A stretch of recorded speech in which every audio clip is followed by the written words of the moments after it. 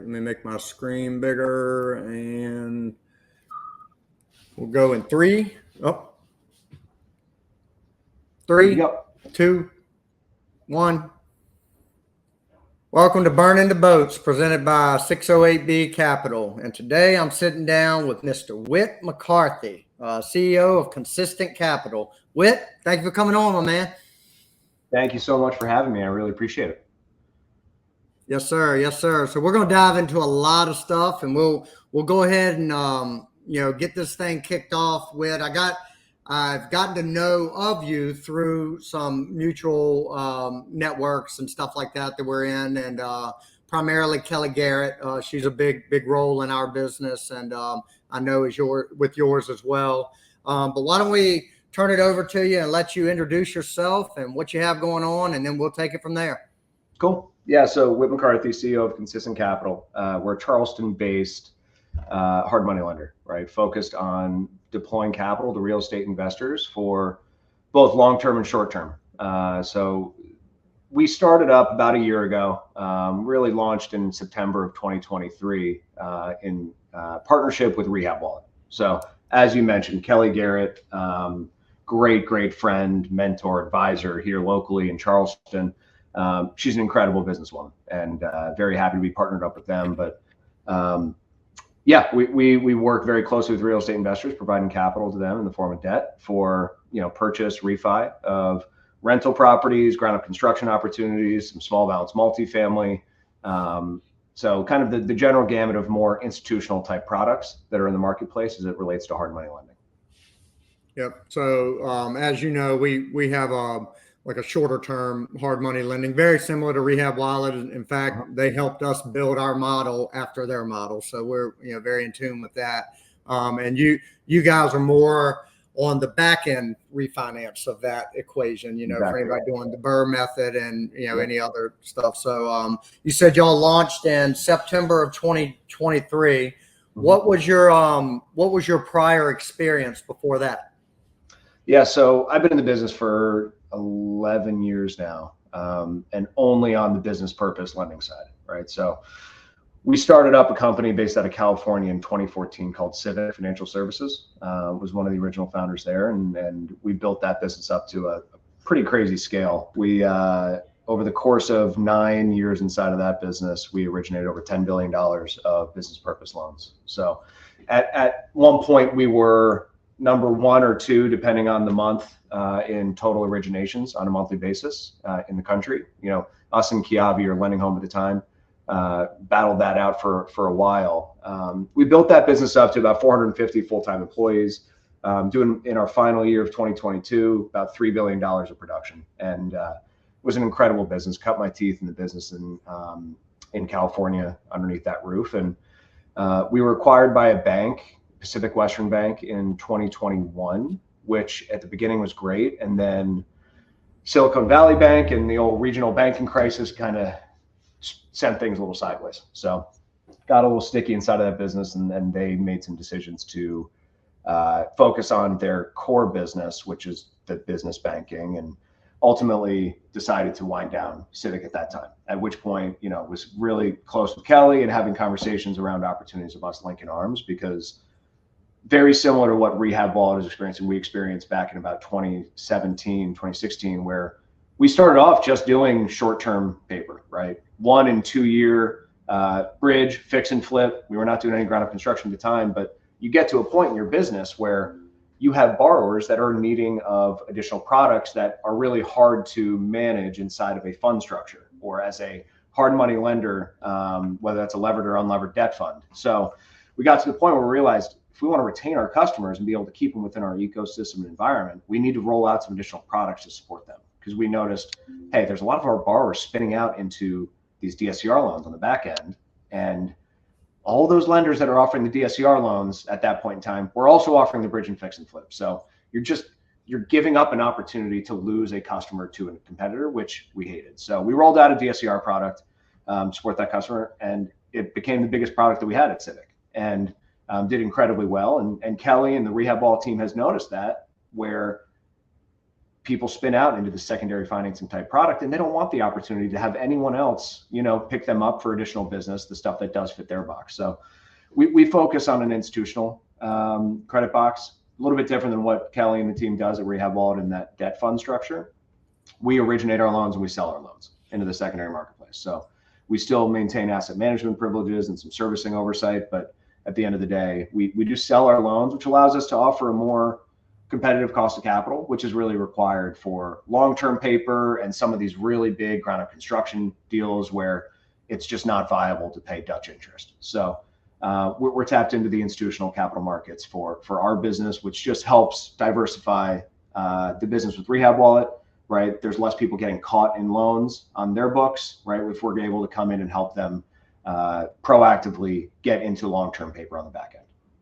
Yeah.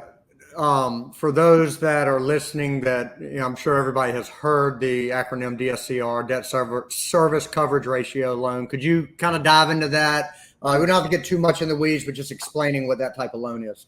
Yeah. Ultimately, what's going to separate us from a kind of traditional bank or conventional loan is we don't look at any personal income. We don't look at any, tax returns, anything like that. The DSCR, debt service coverage ratio, is specific to the underwrite of the property to ensure that a rental property will cash flow with a new loan in place. And so at DSCR, there's typically a minimum DSCR threshold that needs to be met on these loans. So it's either a 1.0 or a 1.1. It just means that you need to be break even and at least be cash flow positive in a deal on top of your monthly principal and interest payment, your taxes and insurance, and any association dues if there's an HOA.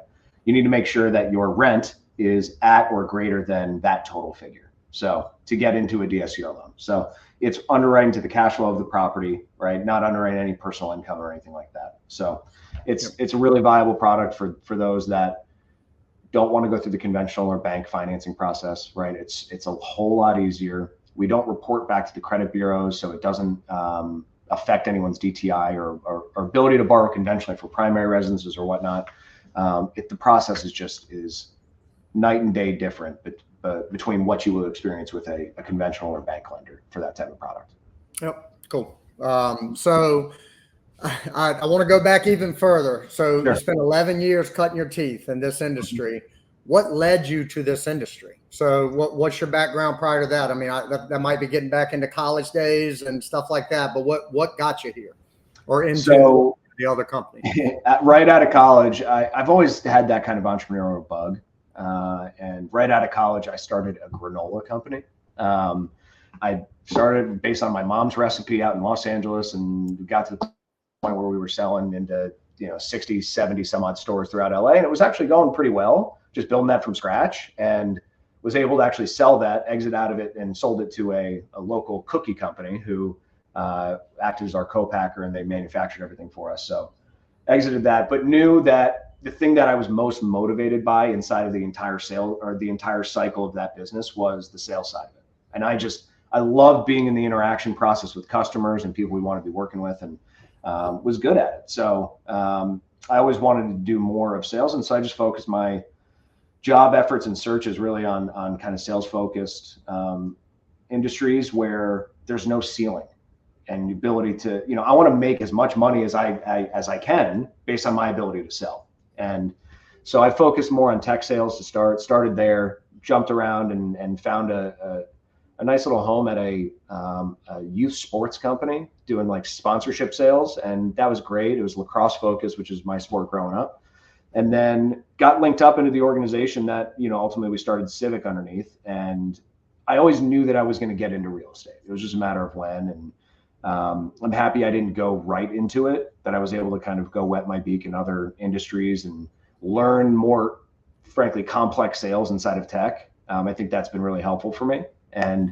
But knowing I was going to end up in real estate, my pops was in real estate for a long time, and learned a lot from him and saw kind of what's doable with the power of real estate.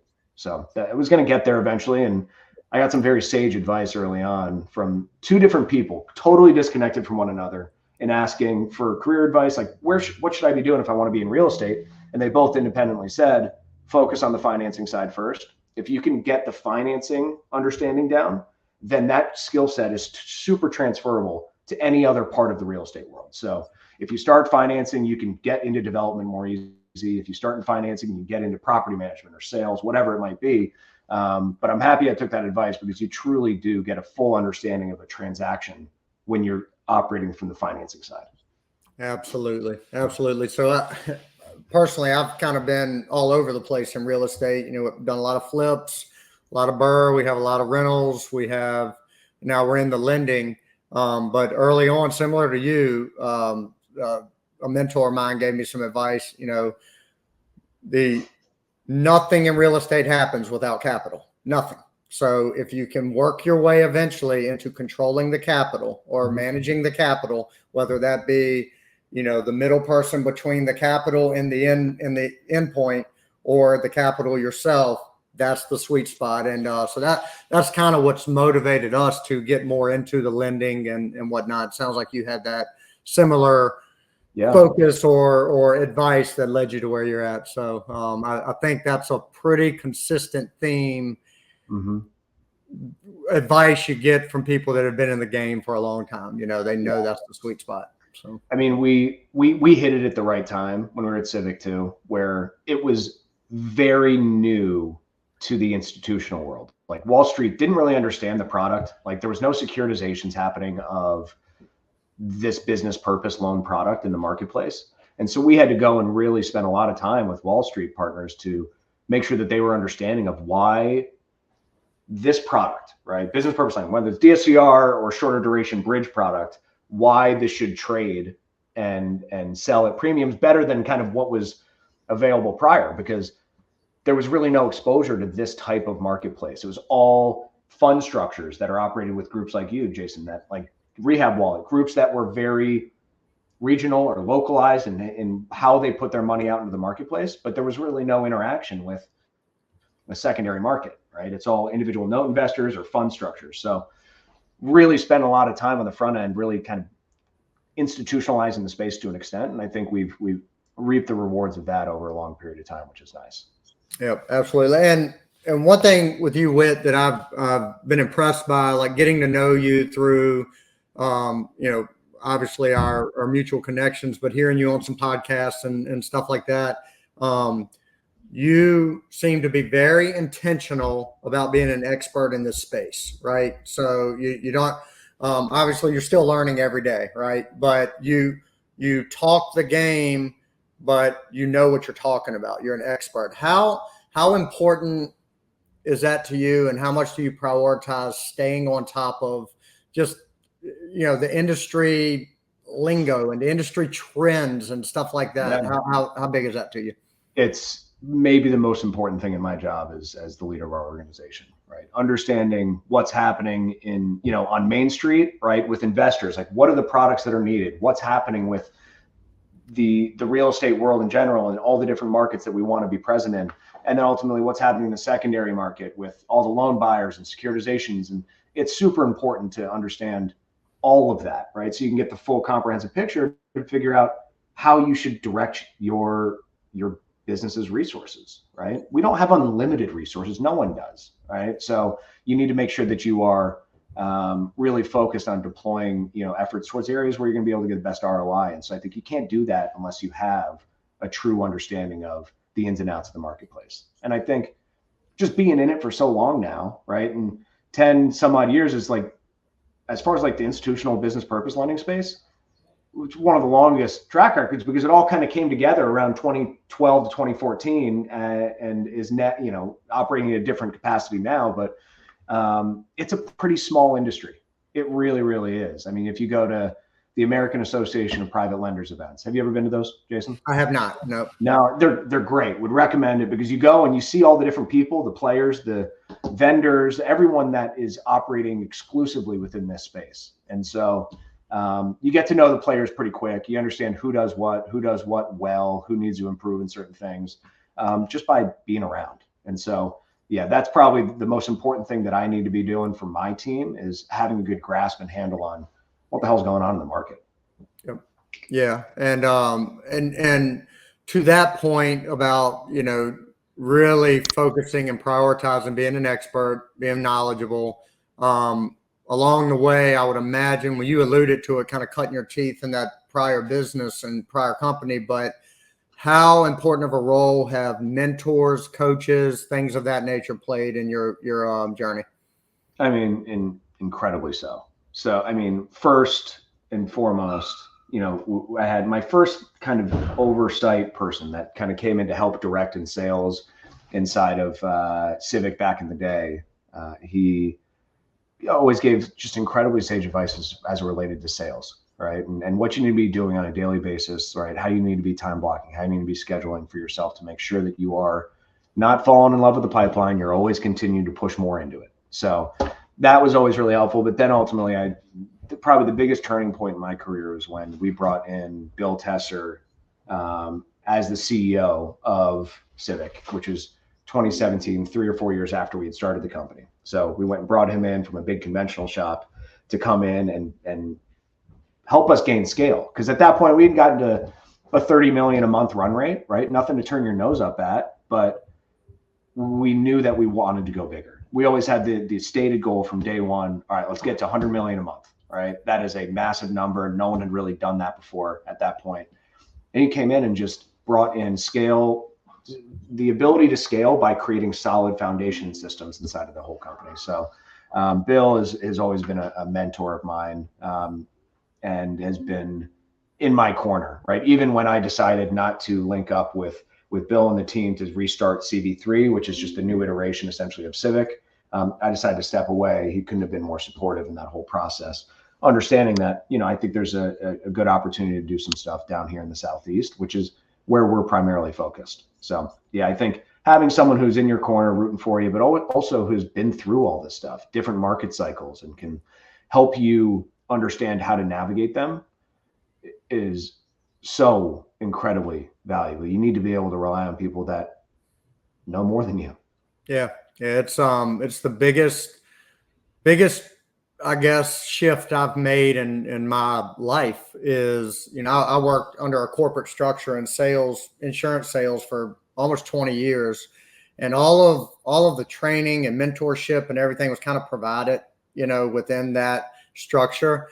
But it wasn't until probably a year or so before I left that career that I really started believing in the power of not just coaching and mentorship, but those things that I have to pay for. Like what I pay for, I pay attention to, right? So that's when I started, really leaning into masterminds. And, we both have a very close relationship with Kelly Garrett. Kelly became a critical part of our team. And, that's something that, Kelly's my friend, but to get her time and energy and effort, I can't expect her to offer that up for free, right? To coach me. And so once I started leaning in to, that's an investment just like any other investment I make, things really started taking off. And now I scream it from the mountaintop. Like, if you're starting in anything, go ahead and really cut down on that first few years of headaches and hurdles and stuff like that by hiring somebody that's done it, been through it, and they can really make that progress or that process a lot more, seamless, if you will. So, yeah. And I've also been very lucky. Like my pops, my dad has been in my corner, obviously, kind of my biggest cheerleader as well. He got me to get into real estate. He has always been there, and he's done very, very well for himself inside of the world of real estate on development, building asset management companies, non-performing loan divisions, lending stuff. And so having that kind of in, him on my shoulder has always been incredibly helpful for me too. Yep. Well, that's a great segue into kind of where I want to take things next. So you mentioned your dad. He played a important role in your development, obviously. Now you're a dad. You got 2 young children, right? I do. Yep. How big of a role do they play in your day-to-day motivation, focus, discipline, all of those things? And how important is it to you to model all the good things for them?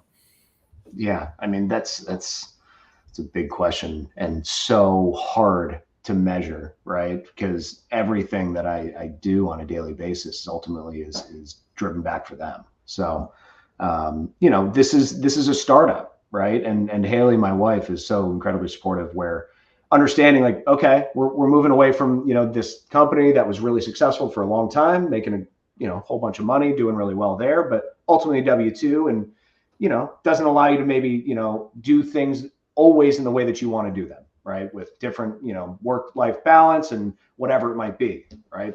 So she's been so incredibly supportive of that. And, everything that we do inside of this business is to get us to the point where we know we'll be, which is, highly profitable, setting ourselves up for some sort of future event and exit, whatever that might be, right? We'll figure that out as we go. But yeah, I mean, it's a little pain in the short term, right? Because you're not making what you were making before, right? But then you're building it up for that legacy and for everything for the kids in the future. So, I'm fortunate and happy to be able to be in a position where I am able to be around all the time, though, right? So I'm constantly, when I'm working from home, on my conference calls, whatever it might be. And, probably 2 out of 5 conference calls, my daughter runs in and just jumps on my lap, and I'm not going to be the one to push her away. She's just getting introduced right to that group. So, Yep.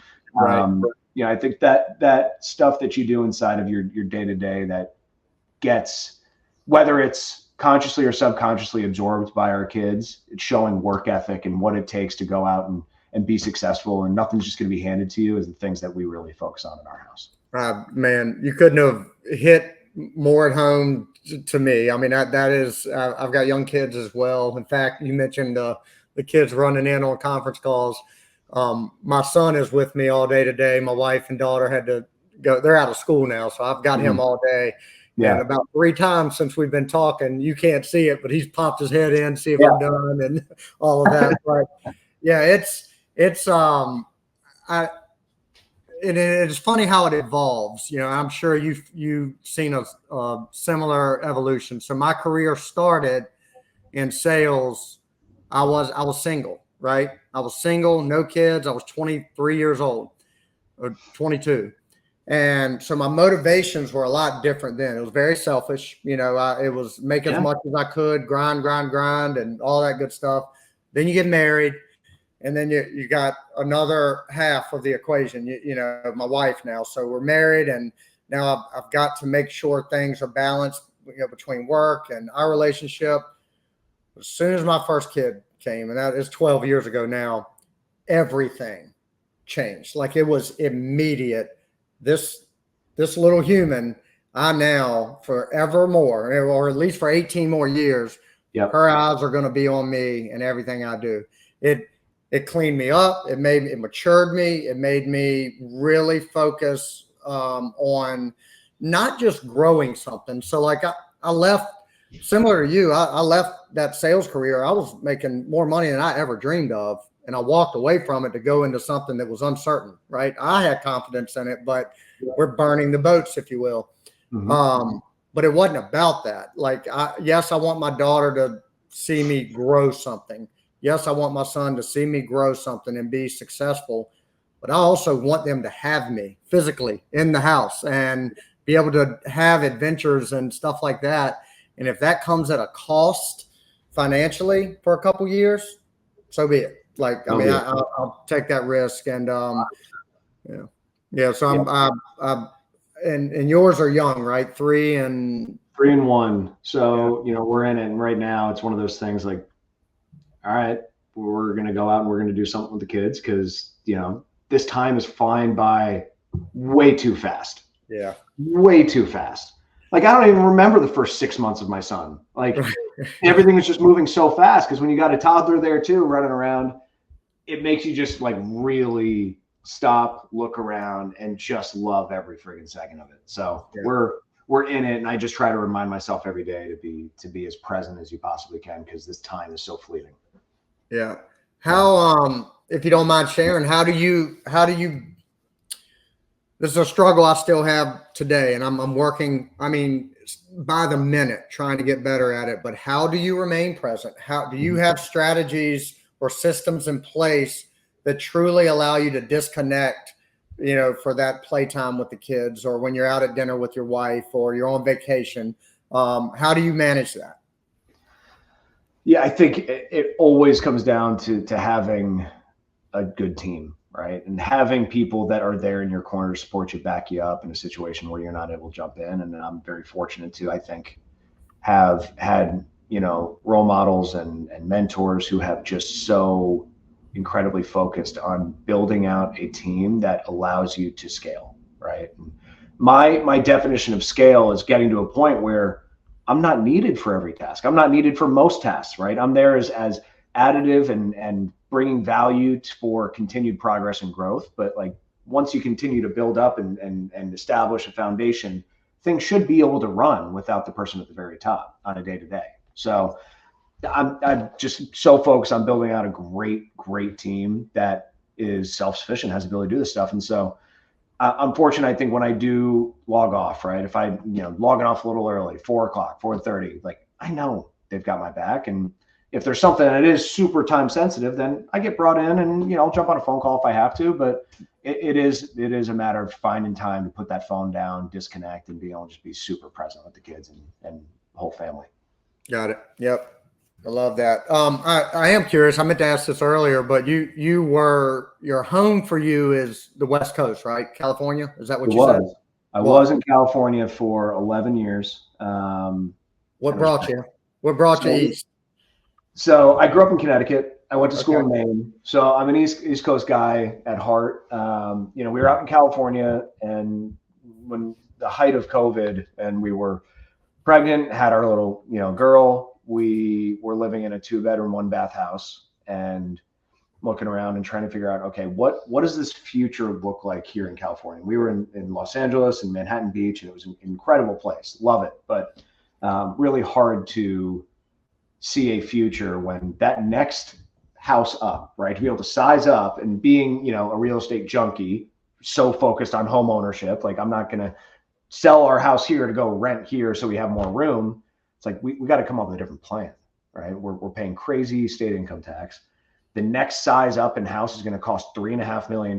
Like, this is just so ridiculous. And so Dan Rivers, good buddy of mine here, right? Partner of mine in this business, The Helm. And he was helping us buy some properties in Charleston, rental stuff, both long-term rental, short-term rental. And it was going really well. And I called Dan one day because we were feeling a little stir crazy and claustrophobic in our house. It's like, all right, I'm not guaranteeing this, but if you can throw some feelers out, try to find a house for us, like, I think we're open. I would come out and check some stuff out.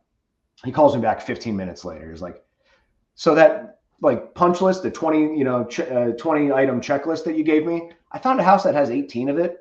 And I was like, well, okay, send me the photos. And it was an off-market deal. I was like, okay, cool. Got on a flight that night, flew out there the next day, put it under contract. And so we burned the boats kind of to an extent of just, all right, I'm committing to this fully, right? I'm not sure if it's the right move, but I'm going to make it the right move. And it was sad and scary to leave California, which is our home, and so many amazing friends and a great life there. But we knew that we wanted to be able to spread out and gain some more, some freedom in our lives, I'd say, and not restricted into this tiny little mold of what's required in California. So yeah, we're in Charleston now, over in Mount Pleasant, and this is home. I love it, man. We talk about burning the boats. Obviously, that's the name of the podcast, but that originated from really myself and one of my business partners leaving our corporate careers, like I talked about earlier. Yeah. But it has evolved into much more than that. It's just a mindset, right? Like all in, whatever it is. And but what you just talked about, Bill, my partner, and I recorded. We do once a week. We do episodes called Weekly Rambles, where we just talk about whatever topic we want to talk about. And we talked about a book that he's reading called Ready, Fire, Aim. And that's, as soon as you were talking about like hopping on a flight, put it under contract, we're moving across the country. Like, that's an example of that. Like, we're going in, and then we're just going to figure this stuff out as we go, and just trust that you will, and I love that, man. Yeah. It's, I'm very, very happy we did. Otherwise I wouldn't be in, this building and this business with, Kelly and the team, and it's all come together very nicely. Yep. So you kind of briefly mentioned, just then about the Helm, and I've heard Dusty and those guys it's probably been a year ago now, talking like as this thing was coming together. But you're a part of that. Talk about it a little bit. What do y'all have going on? Yeah. So it's funny. Flew out here when I went to see that house with Dan, and Dan and I went golfing, and we were both just kind of talking. It was like, well, and I didn't really know much about the Charleston investor community at that point. I was an outsider coming in, and trying to figure things out, and playing golf with Dan, and we're talking. It's like, it'd be cool to have a kind of a collective workspace, right, for like-minded individuals, people focused on real estate. Like, that's the lowest hanging fruit for us because that's the world we live in. Like, there's so much power in numbers when you're able to pool people's brain power into a collective, and the results of that, I think, are just, they're so incredibly positive. So the idea was, let's try to find a home for what could be a real estate collective. So that was kind of the original working name when we started, but kind of, talked about it. Nothing really happened for a while, but I got a call from Dan a little while later, and he connected with Dusty Keith, who's my other partner in the building. And like, all right, we think we found this property. You interested in coming on board? I was like, yeah, absolutely. So what it is, it's just a small private office building. It's got 9 private offices. Everyone in here is a real estate professional. So we got Dusty, we got Dan, we've got Kelly Garrett, and the Rehab Wall team has an office in here. Consistent Capital has our office. We've got a property management group. We've got a capital raising group. We've got a couple flippers and investors, multifamily. So there's a really good base of people here, but we also have a 4,000 square foot warehouse out back, which has been a long process of getting it to where it is, but we passed our fire inspection this morning. We got our building tomorrow. And so the place is fully built out and furnished. It's going to be a kind of a co-working space. We're going to be able to add in additional members to the community, right? Where get everyone together, create synergies just by being in and around one another. We're going to do monthly masterminds, meetups, lunches, lunch and learns, and things like that. Get everyone together. And we've got a nice big conference room people can book. We've got a media room where people can record podcasts and social media content, which would be huge. And next one we do together, I'll be in there, not here. And we got a golf simulator, which is fun. So it's just it's a cool space to be able to get a bunch of people together where you get a bunch of smart people in the room and cool shit's going to happen. Yep. Yeah, man. So you talk about your move to Charleston and how you just got welcomed in so quickly by, folks that were already there. It gives me goosebumps, man.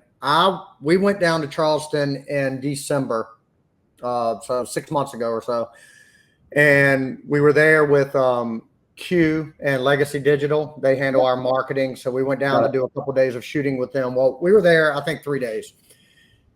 The time there, we went over to Gunner's house, did a workout with him, with Nick Burton and Bratz and Chris Lamb and all those guys. It's not a workout. That's a beating. Oh, it was terrible. It was terrible, but we did it. Well, I can't say we fully did it because I think I quit about halfway through. But do you have to ring the bell, have some fruit? No, I had to have some fruit. I think Gunner, I didn't know about the bell. He rung it for me, I guess. But he pulled me off of a bike and said, eat an apple, man. You just take a break. I'm about to go. Exactly. But we did that. We went and had a couple dinners with we had dinner with Bratz and a couple folks on his team. We spent, that whole time there, when we were on our way back, I told Bill and Tim Blodgett's our other partner. Yeah. I said, guys, like I've been all over this country and we just spent 3 days there. I feel like I'm a native of Charleston, South Carolina, the way I got welcomed in. And I feel like if there was ever, which I love where I live, but if there was ever something that forced me out of where I lived and I had to replant somewhere, I know that's where it would be because and maybe it's a lot of it has to do with there are a lot of people that move to that area. So that's just a normal thing. But I felt like I was not an outsider there. Like I felt like I was just part of the crew, It's special. And it's hard to even kind of explain because like you, I traveled across the entire country. We operated nationwide with Civic. And I went to, 30, 40 different RIAs all across the country just to get a feeling of all these different markets. I've never been a part of a real estate investor community that's so open and willing to bring people in, share knowledge and resources. And so I'm super proud to be a part of it. REI Central is the local RIA group that, Kelly helped found with Dusty, and just being a part of that as a sponsor and contributor is incredible. Just the amount of people that are coming through there hungry for knowledge, but also willing to share knowledge. And there's a lot of markets in the country where there's a lot of hungry people, but not a lot of people willing to share, right? Or there's a lot of people with knowledge, but just not that many people that are interested in coming in and learning. And there's just a really good combination of all the above here. Yeah, it's phenomenal, man. And I, like I said, it's as much as I can. That was my first real trip to Charleston. We stayed overnight one time, my wife and I, but we didn't get to spend time. But we're going to plan to bring the family down there and just spend some more time exploring and seeing what it has to offer. So, yep. So yeah, man, lots of exciting stuff there, Whit. We'll go ahead and kind of start wrapping things up here. I got a few more questions for you. Let's start with consistent capital. You alluded to it earlier. I know eventually there will be, you said you guys would figure that out eventually, but like what the long-term exit plan or wherever that goes, but where do you see it in the next, let's go 1 to 5 years? Where do you see this thing going?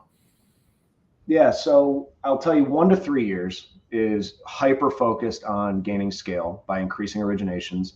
And as you increase your originations, you can command lower cost of capital, better partnerships on the back end. So that's what we're focused on 1 to 3 years, right? Just continuing to gain scale, doing so with a smaller team, right? I will not bring our company to over a 50% headcount. We're going to be inside of that, operating, quickly and efficiently with a very tactical group. I don't really want to be a part of, and this is not a slight against infantry, but I'd rather be special forces than infantry right now, and where I'm at with my career and what we're trying to do here in the Southeast. So that's the focus, just gaining scale by bringing additional salespeople, by building out the team correctly and making sure that we can give the best possible experience to our customers.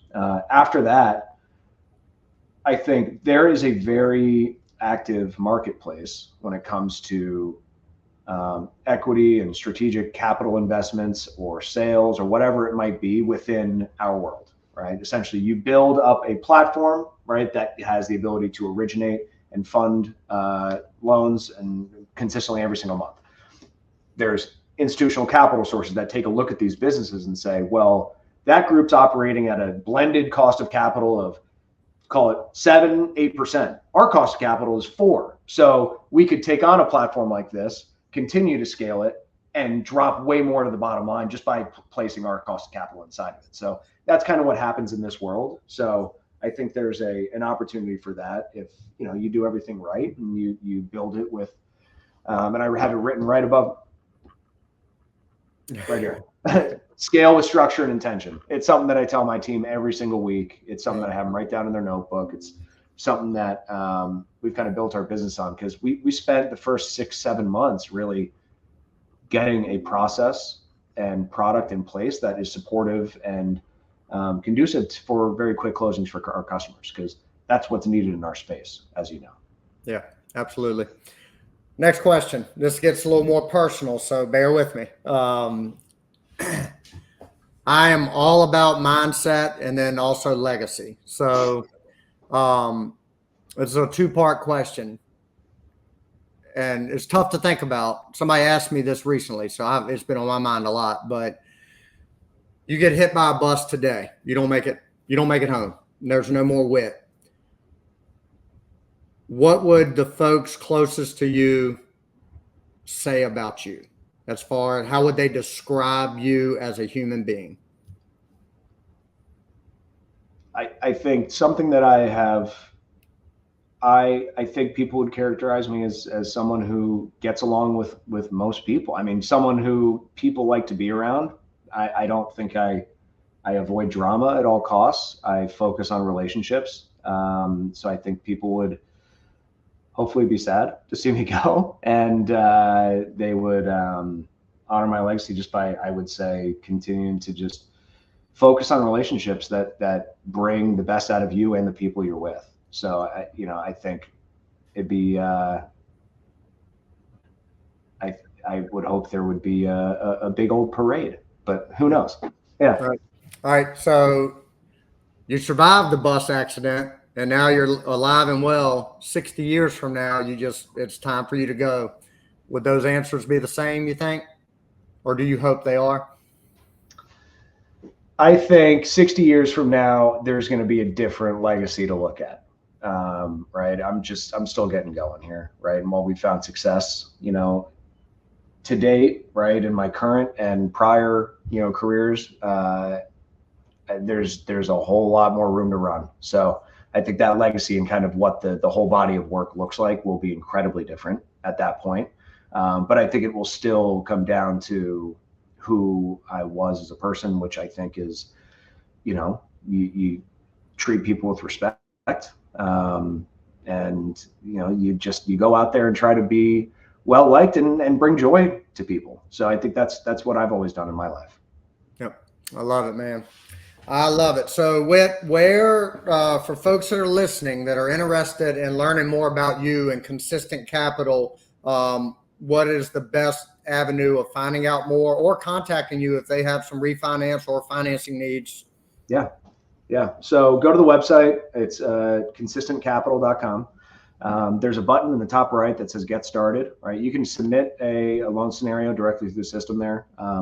We'll take it in. What we try to do is get those reviewed within an hour or so. Try to get you some pricing and structure options for that loan product that you're requesting within another hour or so. So we try to move really quick to get our customers some feedback on what it is we can and cannot do.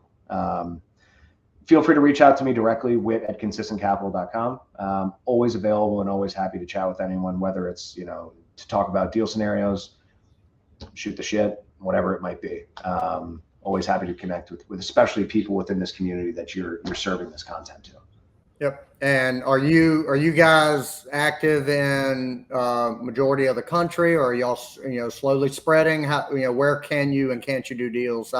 You don't have to list it all out if it's a big list, but yeah. Yeah, we primarily focus in the Southeast, right, up through the Midwest. We'll do a little bit in the Northeast. We're not Western United States, so pretty much west of Colorado, we're not playing in. We're not in Arizona, Nevada, Idaho, Oregon, Utah, California, all the very crazy lending states. So we're Southeast focused, but can opportunistically lend, in most parts of the country.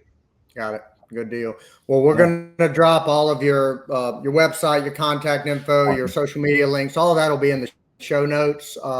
Whit, I appreciate you coming on, man. I've been wanting to, I don't know, it's been a couple months ago, and I forget who reached out to me and said, you need to have Whit on. He'd be a good guest. Yeah. I think it was Tim.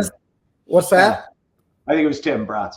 Okay. Yeah. And we, this, for folks listening, this is the first time you and I have had a conversation. Like I mentioned earlier, we knew of each other, but I have appreciated getting to know you further. I really appreciate your perspective around just your family and how they motivate you, because that aligns with everything we're doing over here on our end. And it's been a good talk, and I think you brought a lot of value. And for folks that want to know more, reach out. Like I said, I'll have all of Whit's information in the show notes. And Whit, next time I'm down in Charleston area, we are definitely going to connect, maybe play some golf. You're probably a better golfer than I am, but I don't know that you have as much fun as I do. So that's what it comes down to. Yeah. Well, I appreciate you having me on, man. It's really great getting to know you as well. Excited to continue to stay in touch and see what we can do together. Yep. Sounds good. If you're near Kelly, go give her a big hug for me. So. I will. All right, Whit. Thanks a lot, man. Appreciate you, man. Thank you. All right. Bye-bye. All right, bye.